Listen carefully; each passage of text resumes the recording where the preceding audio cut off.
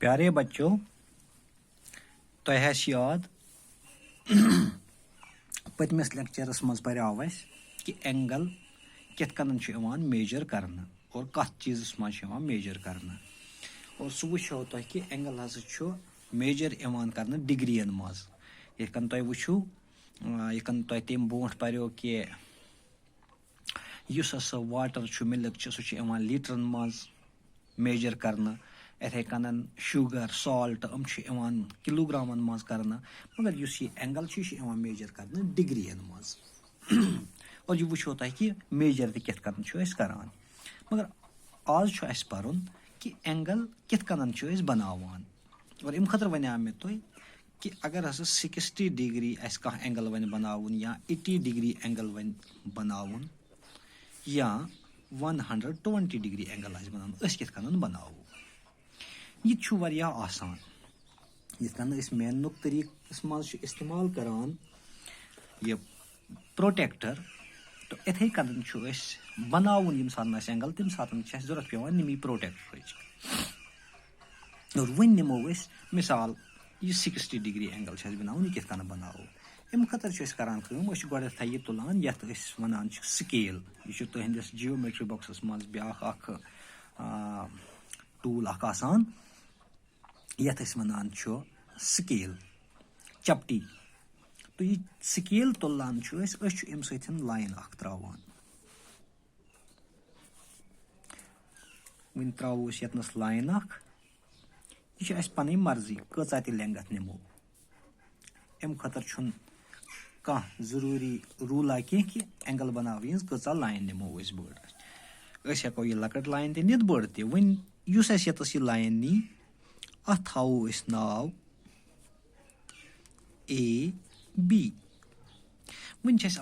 बनावन 60 degree angle यह 60 degree angle बनाने खतर वो मे तुम ओत्र कि दोयो पॉइंटों मज कुन जायन हेको एंगल बनवित यह एंगल हेको यथ पॉइंटस पे बनवित यथ एंड पॉइंटस पे बनवित वन युस ते एंड पॉइंट निमो ओत्र की पे याद थवन कि निम्न प्रोटेक्टर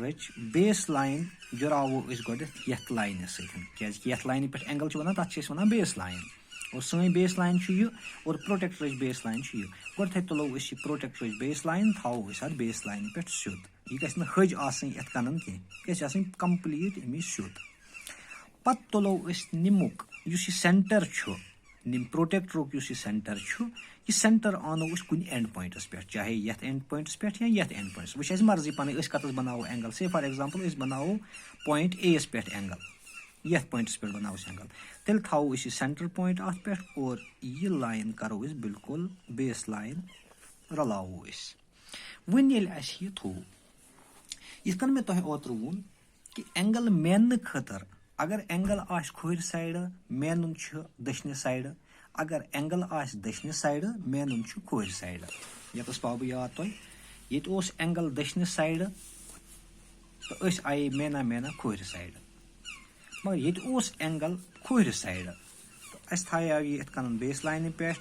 एंड पॉइंटस पे और मेना मेना आये दशने साइड खोर साइड यीज दशने साइड मेनुन दशने साइड यीज खोर साइड मेनुन इथे कन ये वनस खोर साइड बनावान चूंकि एंगल तमुक मतलब गो अस तेल वनस तुन गंजरान गंजरान दशने साइड यह किन यमो गंजरा गंजरा और अस कोता एंगल बनावन अस बनावन 60 डिग्री वो यह 60 डिग्री कित कन बन वन करो 0 10 20 ठीक 0 10 20 30 40 50 60 यह 60 वो कतनस 60 कि निम सुद पकान यपर किन यह लाइन यह 60 यह सुद पकान यतनस त्रो यतनस पॉइंट 60 सो त्रो पॉइंट पत करो पत रलावो यथ पॉइंटस पे एंगल बनावन सह एंगल A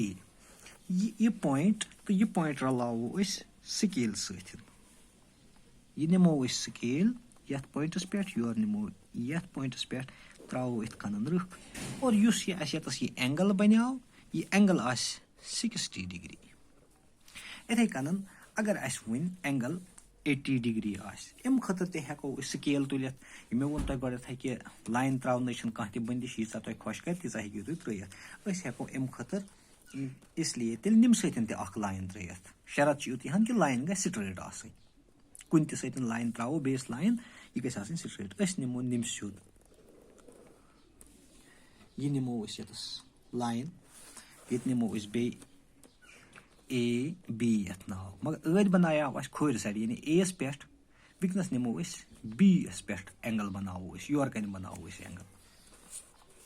यह वो यह कित कन बन तुलो बे इथे कन यह प्रोटेक्टर थो ये बेस लाइन पे निमुक सेंटर आनो निम पॉइंट सुद पॉइंट बी सुद और वन गो काउंट करा मगर वनस बे थो इथे कन याद यह ऐद बनाव कि ऐद बनाया खोर साइड तो मेना आय दशन साइड मगर वनस दशन साइड बनावन तेल यमो मेना खोर साइड और मेन कूत 80 डिग्री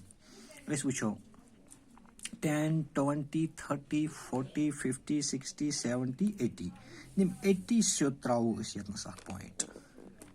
युत 80 सुद पॉइंट त्रो वो करो वो रलावो यह पॉइंट तो यह पॉइंट ये पॉइंट रल यह एंगल बनाव ए बी सी यह एंगल 80 डिग्री और यह ऐद बनाव बी ए सी यह 60 डिग्री इथे कन हेकू तुम कह एंगल बनवित एंगल तुम खुश कर बस युत यहां याद थवन बेस लाइन नीन बेस लाइन पे यह प्रोटेक्टर तुलन यह प्रोटेक्टर बेस लाइन तथ बेस लाइन पे थवन और अकिस अक्यू पॉइंट सेलेक्ट कर चाहे लेफ्ट साइड या राइट साइड लेकिन ये कोर लेफ्ट साइड पॉइंट सेलेक्ट यथस मज कोर लेफ्ट साइड तो यथस मज कोर राइट साइड तुलो यह प्रोटेक्टर थो लाइन पे थो तथ पॉइंटस पे तम पॉइंट पे गसो पे गंजरान और गंजरान खतर तम वोन मे कि क्या करुन कि अगर अस खोर अंद बनोमुत तेल यमो दशिन किन गंजरा अगर अस दशने अंद थोमुत तेल यमो खोर किन गंजरा बे वन बह अगर अस यह पॉइंट खोर अंद थोमुत तेल यमो यपर किन गंजरा अगर यह पॉइंट अस दशने साइड यतस थोमुत तेल यमो खोर किन गंजरा यथ कन एंगल बनावन सो हेको बन यह 120 यह हेकू तुम वन पाने बन या अम मजीद कह एंगल हेको पाने बन वन वो निम बोट कुन तेल टाइप्स ऑफ एंगल क्या वन हेच एंगल बनावन तो एंगल मेनुन ते मगर वो एंगलन कत्या कस्म और अम खतर वन बह तुह कि एंगल यम ते एंगलन वारिया कस्म मगर ये करो कह मखसूस कस्म करो ये डिस्कस ये मज यम तुह वन फिलहाल प्राइमरी लेवल पे जरूरत पेवान और तुम क्या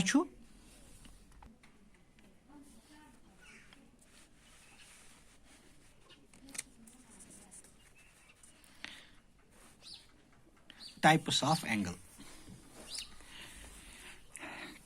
ऑफ एंगल मे वोन कि टाइप एंगलन मुख्तलिफ कस्म आसान डिपेंड करान तिहंदिस मेजरमेंटस पे कुस एंगल कोता आस और वन वोन मे तुह कि ये वनो कि खास एंगल नंबर तथ one acute angle number 2 go right angle number 3 गो ओब्ट्यूस एंगल वन यह एक्यूट एंगल कथ एंगलस वन चूंकि तुह वो गोथ एंगल हेको बन 10 डिग्री ते 20 डिग्री ते 50 डिग्री ते 15 डिग्री ते 52 डिग्री ते 60 डिग्री ते 100 डिग्री ते 110 डिग्री ते यानी मुख्तलिफ डिग्रियन हंद एंगल हेको बन और मैक्सिमम सारे मज बोड़ एंगल तथ वन 360 डिग्री बहरहाल एक्यूट एंगल क्या गो एक्यूट एंगल वन तथ एंगलस 0 खोत ज्यादा मगर 90 खोत कम 0 से ज्यादा बट 90 से कम मिसाल के तौर पर 1 डिग्री कह एंगल म्योनो तो यह 1 डिग्री तुम वो यह एंगल हसा एक्यूट एंगल कह ना 2 डिग्री यह एक्यूट एंगल 3 डिग्री यह एक्यूट एंगल 89 डिग्री यह एक्यूट एंगल यानी 0 खोत ज्यादा 90 खोत कम सह गो 1 2 3 4 89 तनत इन सारे वनो यमो गई एक्यूट एंगल मगर वन युथु 90 डिग्री कह एंगल द्राव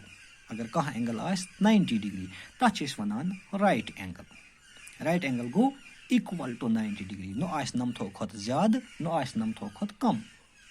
और ब्याक एंगल छ तथ वना ओब्ट्यूस एंगल ओब्ट्यूस एंगल छ वनान तथ एंगलस युस नमथो खोत आस ज्यादा मगर अक हथ शीत खोत आस कम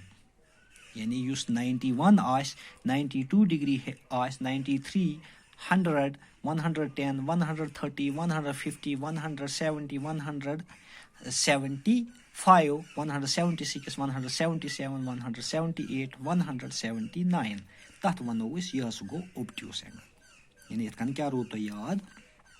एक्यूट एंगल वनान तथ एंगलस युस 0 खोत ज्यादा आस 90 खोत कम आस यानी 1 डिग्री पे 89 डिग्री तथ यीत्या एंगल एमन वनान एक्यूट एंगल मगर 90 डिग्री अगर बराबर न कम न ज्यादा तथ वनो राइट एंगल और वन अगर ये 90 खोत एबो more than 90 but less than 180 यानी 91 डिग्री जना कह एंगल 92 93 94 95 ता लगा 179 डिग्री एमस एंगल वनान अमो गई ओब्ट्यूस एंगल बे वन बह लास्ट लाइक फिर कह एंगल युस 0 खोत ज्यादा आस 90 खोत कम आस तथ वनान एक्यूट एंगल अगर नमथन बराबर तथ वनान राइट एंगल अगर 90 खोत ज्यादा 91 92 179 तथ यानी अक शीत खोत कम तथ वनान ओब्ट्यूस एंगल और वन तुम सोचान ये 180 डिग्री एंगलस क्या वनो तेल 181 क्या वनो 182 तो वो नेक्स्टस पे ओके खुदा हाफिज।